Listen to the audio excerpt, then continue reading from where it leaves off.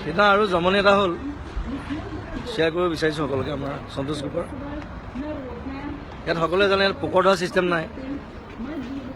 আমি য'ত আছিলোঁ গাঁওখনত আছিলোঁ আমি নিজনিৰ পৰা 1 ঘণ্টাৰ ৰাস্তা।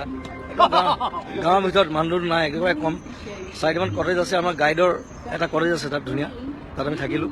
খোৱা বোৱা লৈ যাওঁ ইয়াৰ পৰা, তাতে খাওঁ।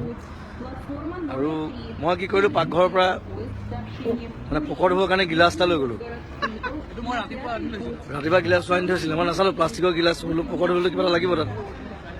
গিলাচটো লৈ গ'লোঁ, পোকৰ ধুইছোঁ। তাৰপিছত দেখিছোঁ কিবা পোকৰ পৰা তেল ওলোৱা নিচিনা লাগিছে। পোকৰ পৰা তেল ক'ৰ পৰা ওলাব? পিছত গম পালোঁ সেইটো আমাৰ শ্ৰমিকে মানে অমলেট বনাবৰ কাৰণে বাটাৰ আনি থৈছিলে, গিলাচটোত বাটাৰ আছিলে, মই নাজানো।